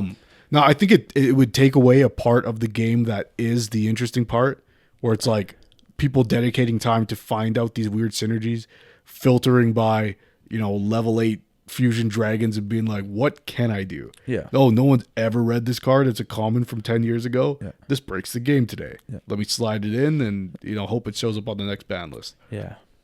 I don't know. It'd be a difficult one to kind of manage. Maybe like even with stables, just keep them stables. You know what I mean? Like they splash them where you can, where it fits, where the format is. Mm-hmm. But yeah, the archetype thing, I guess like it would be difficult. But then you also have cards like Spirit Dragon, who would just be just a dead card. Because then who do you take it into besides Ultimate Spirit? Azure Eyes. But do you count Azure Eyes because it's a Blue Eyes? No. I don't know. Yeah. Well, I mean, that naming convention thing gets weird, Yeah. like when you talk about archetypes. But like, I think everybody's be fine saying Azure Eyes is a Blue Eyes card. Yeah, because But- it came in that structure deck. Same with Yeah, like Indigo Eyes. More so than, because like this would be an impossible thing to officiate. Yeah. If I play Bingo Machine Go and you go, well, that's not technically a Blue Eyes card. Yeah. Which Blue Eyes has this problem anyways. Yeah. Because everything's eyes with blue or whatever. Yeah. With eyes of blue Yeah, or yeah. Sage with the white hair and whatever. But fucking, like, it'd be impossible to officiate, but Yeah. it's just like a thing I think of all the time. Yeah. And not like, so it's clear, like, I'm not saying anything new. And we've talked about this at length. Like, the amount of playtesting Konami's able to do when doing like R&D seems limited, right? Because we get things like Dice Smasher, we get things like the Mjolnir Lock, we get things like Fossil Dyna being played in Mitsurugi, which feel in a way when they're first discovered like innovations, right? Someone did a lot of playtesting to figure that out, that playing this card in here actually works pretty well. Yeah. So that's cool. But then when they become popularized and they become degenerate, then it's not very cool anymore. Yeah. And then it's not innovative. It's just slop. And it's Annoying. like, oh, this sucks. Yeah, right. So it's clear that like they have an issue in preparing for formats because they don't have enough resources to play test the same way that competitive players enjoy playtesting, right? But what they do have the ability to do is design, right? They can't anticipate what non-engine cards will become a problem when they're designing a new deck. There's like, again, they're limited in their resources to do so, evidently. But it would be interesting because like everyone's saying right now, Mitsu should have had some sort of ritual or reptile or Mitsu lock. Yeah. And it doesn't, and that's what makes it splashable, which makes it not fun. Yeah.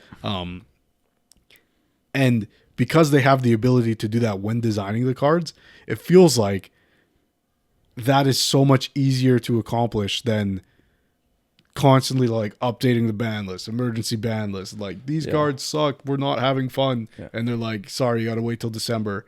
It'd be so much easier to just be like, every archetype has a lock. Yeah. Now, that makes some archetypes way worse. Yeah. If you're playing Voiceless Voice and it locks you in the Voiceless Voice cards, and now you're like, oh, I can't play the Dogmatica package. Yeah. The Voiceless Voice deck is worse, for sure. Yeah. But, then we wouldn't get degenerate stuff like Mitsu being in Yummy. Yeah. Yeah. That's the lock. You could also have the alternative where with like Lordly Load, where if you special summon a Blue Eyes or like a normal monster. Yeah, lingering lock. Yes, you cannot activate the effects of special summon monsters for the rest of the turn. Mm-hmm. So even if I bring back Maiden, I can't like send her off to zero effect. Yeah. I can't use Spirit's effect. I can't go into Indigo Eyes off after I use load. Like I can have all the bodies on board, just can't use any of their effects. Yeah. So even if they don't do like a lock like that, like or it's like A restriction reptile, of some sort. ritual, whatever, it's like, okay, well, maybe stop so that way they can not use their effects. Yeah. So like even Dracotail's got all like Malulu fusion locks, and so does Rahu. Yeah. And the branded cards fusion lock Yes. too, right? Because now, as the opposing player, then you think, okay, well, he's locked. Mm-hmm. So now I can interact in such a way that I can ensure that I don't have to worry about an SP. I don't have to worry about some XZs Right. bullshit. If he has K9 for whatever reason, I don't have to worry about K9. Yep. That's where I'm at. Now, when you have like Mitsurugi, it's like, well, he could still fusion summon, he could still ritual summon, he could do synchro, he could do. As long as he has one card in his hand, it could be Habakiri and it could go full Mitsu combo. Exactly. Right. And that's what it comes down to. And because they never lock themselves. Even if they do a whole ritual, like a whole Mitsu play, if they have a fucking K9 card, like I experienced it at regionals, that becomes a full K9 because like that whole ritual line, Mitsurugi didn't stop them at all. So then whatever K9 play that locks them to K9, if there is one, doesn't matter now because he already did his whole Mitsurugi stuff. So he's free to go K9 now because he did everything he needed to do with Mitsurugi. So, yeah, there needs to be something where it's like it nerfs the archetype to some degree, right? And more like, okay, you can't use this for the rest of the turn. You can't special summon from extra deck after your third extra deck summon. Something like that. Like, make it different, change it up. It doesn't have to be the same text for every boss monster card or like ritual. But like, yeah, I don't know. Yeah, the idea that like you can only summon 3 times from your extra deck, that seems pretty good because like why do you need to summon more than 3 times from your extra deck? It's like in a turn. Well, 3 is kind of fair. Yeah. See, I don't like hard mechanical locks. Sure, yeah. I don't like, okay, players can only like even like you can only normal summon once per turn. Yeah. Is baked into our game. Yeah. And there's cards that let you get over that. Yeah.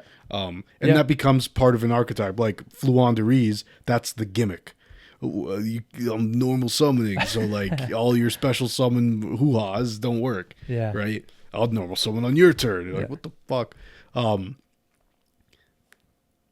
I enjoy, like, that's the interesting thing is like, yes, these cards all look different archetypally from each other, sure, but they also do different things. Like Malice, its gimmick is banishing itself, right?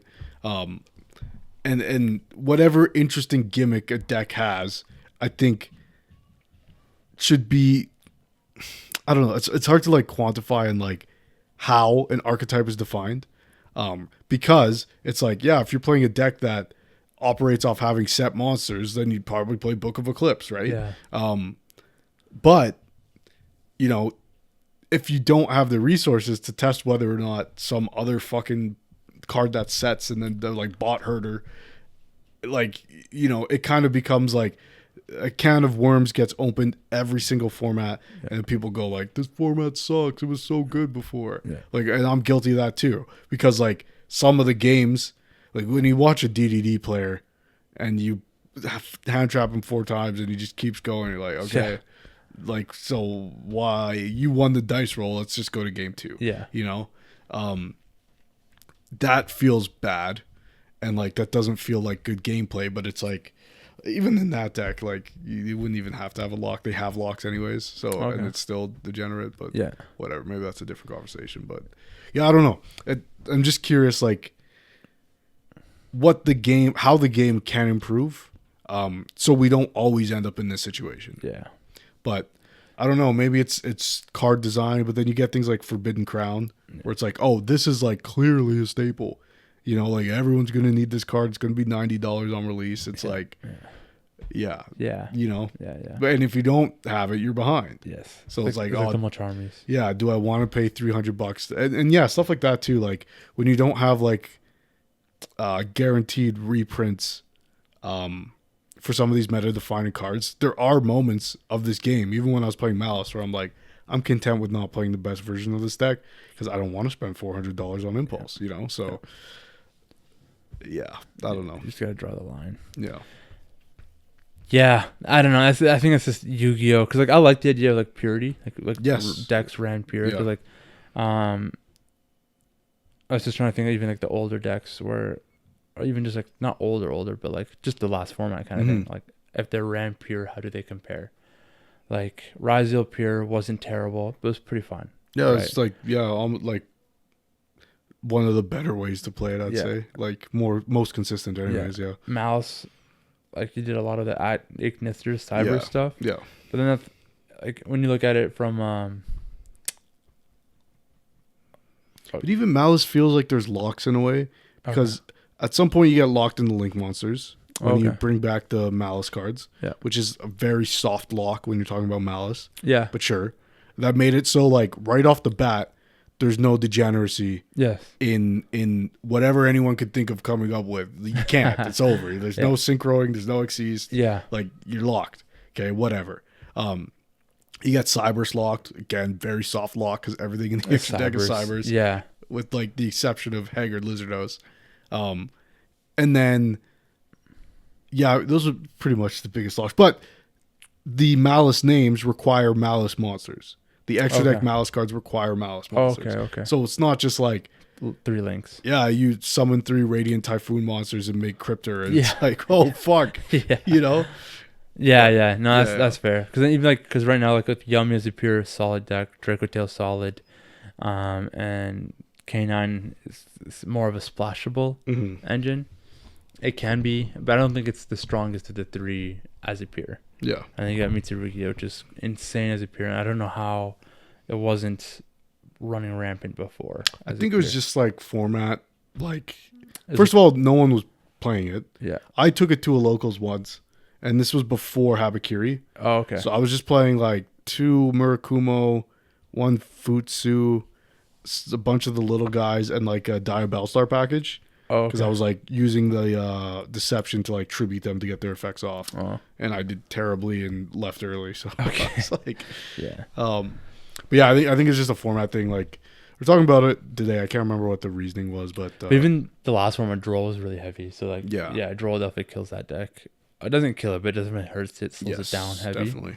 So I mean, you draw and you ash the Habakiri, then what? You know what I mean? Or if you just draw after the Habakiri, then it's really tough. So yeah. Do you have just wrapping up here? I think what do you have for like advice on? We talked about growth a lot. We talked about like trying to fail forward, and approaches. I guess what would be like your pieces of advice for anyone who's trying to do the same? I think the big one I'd say is like you need to know where you're at with Yu-Gi-Oh, right? Are you going into it just to play? Yeah. Shut your brain off like I was doing last year? Or are you going into it now to win? Okay, you're going in to win. Look at your different resources that you have, right? Thank God. TDE, Mass CS, like that's good, right? Otherwise, I would still be in the same boat. Probably run Blue Eyes competitively. Not to the degree that I am now. I might not have picked up Primate at all. Right. Still done Pure and just kind of went on my weekly, just try to win with Pure. Yeah. And then my hand traps selection and choices, or my siding, would be probably a mix of like board breakers and hand traps again, like just as it was before, rather than like having people around to think it through properly and play testing, you know? So having a good circle is really important too, or at least like have good resources like videos, like people to watch, so that you know where to learn properly. Yes. And then like if you're going in it to win, take it seriously and take the time to learn other decks and points of interaction. And if you're going into it to just have fun, then there's not much to give advice for, as long as you're actually having fun. Right. Like, play the deck that you want to play and try to play at the best that you can, because there's no reason to go with the deck that you want and then not being able to play because your opponent has stopped everything.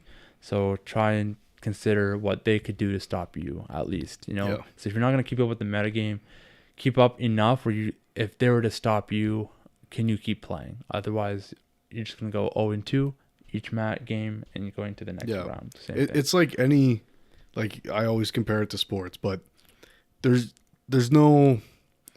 very few teams in a season that go undefeated. Reason being, matchup is important, variance is important, and you have to be prepared for the team you're playing against. In our case, the duelist you're playing against, the deck they're playing, and I think those are important things to consider. But yeah, I think if anyone's going into it casually, nothing wrong with that. But like, what I don't like is when someone loses to a deck they don't know, like I did with RB, and you go, well, I just didn't know the deck. That's fine once. You can't make that excuse 2 times.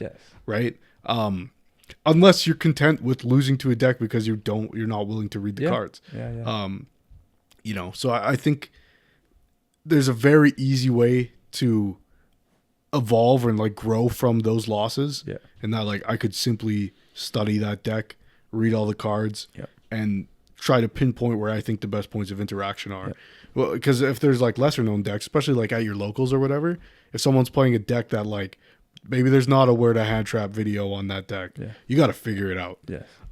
That comes with playtesting. It comes with, you know, studying the cards. But I think either approach is fine. Casual, competitive, but definitely consider what direction you want to take. Right. If you want to win, then you just need to learn other decks and you need to learn your deck to the highest level and then play that way.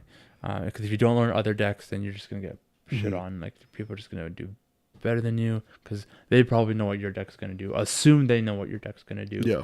And then assume they're gonna hand trap you in the right spot. So make sure you bait those other hand traps. Like if I have wishes in hand, that's gonna be the last thing I use because I'm gonna bait everything else. I'm gonna bait Sage. I'm gonna bait Spirit. I'm gonna bait Primite. Yeah. Then I'll use wishes. Yeah. If I start with wishes, fucking ash me. Because I'm not starting with that. I'm not starting with wishes. And if I am, then it's like I've already thought about you ashing it, and I'm already planning on contingencies. Yeah. Right. And that's very rare. And some people just don't. So you got to think about like plan A, B, and C with your deck. Don't, for the love of God, don't like watch the best deck and the plays for that deck and only rely on that. You got to think about like contingency plans, right? What happens if they interrupt me here? What happens if they nib me here? What happens if they do this? I've run into that mistake too, where it's like, okay, I know I need to bait something. Yes. And so say like K2 Rahu, whatever, activating one as bait. Yeah. And they go, yeah, that's fine. I'm like, oh, I actually did plan on what I'll do if this resolves. Yeah. I was hoping that you ash. Like, I wanted you to ash this so that you couldn't ash my branded fusion. Yeah. Okay, now I have to resolve this. Yeah. Ooh, I gotta send something from hand that I wanted to keep. Yeah. So if you run into that situation, like you have to be prepared for anything that you activate to resolve. Yes. Yeah. It's funny actually that happened in my Mitsu match today. He like Futsu to summon back, and I chained Feymena to fuse. Yeah. And made Mysterion Dragon. Yeah.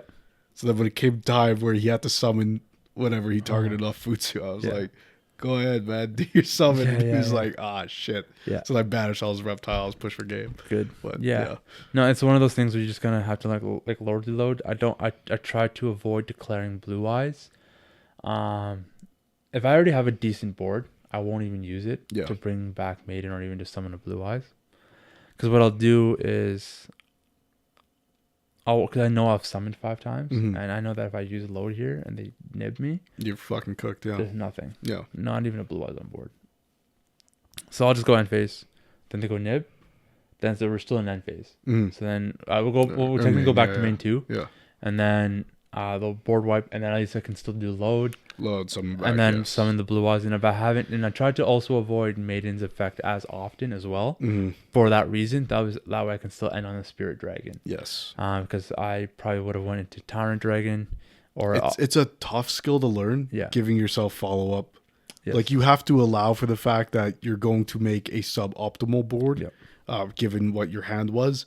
But give yourself another turn to push back. Yeah. It's one thing that Andre's really good at. Yes. And something I've like slowly started to learn over time. Yeah. That like, yes, I can use every card in my hand and build a crazy board. Yeah. But that makes me way more vulnerable. Yes. It's the same principle as like, don't nib the yummy player who used Obedience Schooled until they set the fucking yummy surprise. Yes. Because they'll just extend. Yeah. Same thing in your case where it's like until they've used the lordly load, then nib after that. Yeah. But you don't have to. Yeah. You're like if that yummy player doesn't set the surprise, they are gambling on the fact that I will nib them. Yeah. And if I didn't have it, now they don't have surprise. Yes. So it's just in hand. Yeah, exactly. Yeah. So and that's why it's like you gotta pick and choose when you're gonna trigger these effects. And know like if it's gonna be usable. So like, will you be okay, right? So if I don't use load, will I be okay? Well, of course, because I still have a board right now. So I don't need to use that extension. It just using load just makes my drill beam live because I get a vanilla. Yeah. But on the draw phase, I can just go True Light special to summon that. vanilla Yeah. from grave, so I'll still be okay. So I'm not concerned. But it's more like, okay, there's just an extra level here now that I can apply Yeah. if they nib me on the end phase, because that's what I am definitely susceptible to. And if I use it now and then they nib me, I got nothing. Yeah. So there's no reason to use all your resources when you don't need to, because if that's all you needed, then you're fine.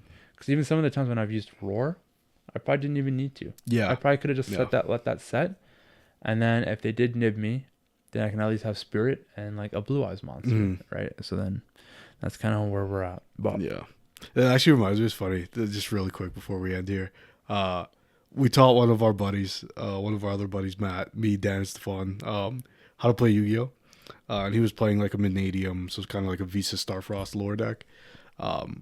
He was like, I kind of like this game. It's just like, man, a lot of people summon a lot. Like, there should be like some sort of cap. Like, you can only summon 5 times. And we all laughed. We're like, there is. It's called Nib, man. It's like, but it's funny. It introduces that arbitrary variance where it's like, okay, you might have Nib, but you could be playing under Nib. The guy doesn't. He's not even playing it in his deck, you know. Yeah.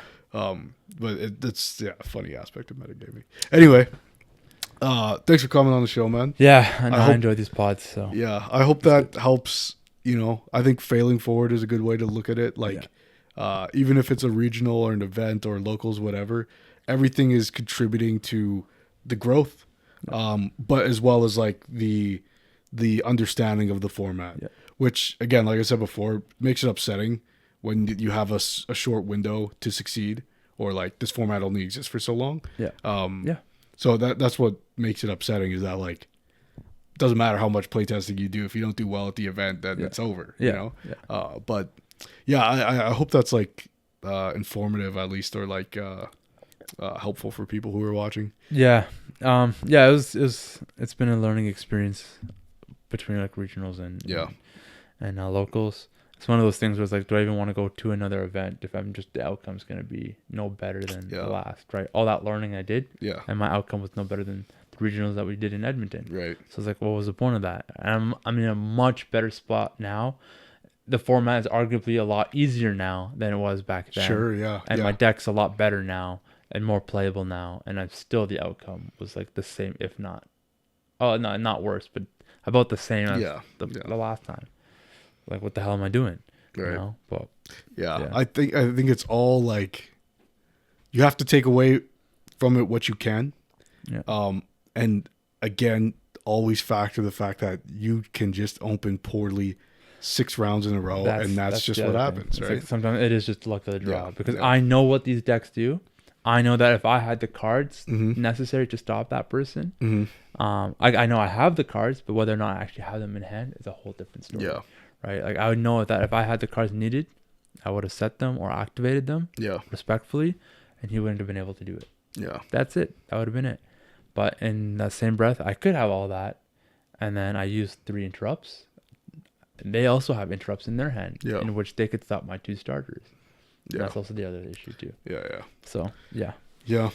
So many levels to it, and it's just luck of the draw, skill, so many factors. It's continuously reminded that it's not as linear as one might think. No, and for good reason. Yeah. If it was, you wouldn't have the drive to be the best at it, right? Like, but yeah. Anyways, check out the matches we're gonna post. Yeah.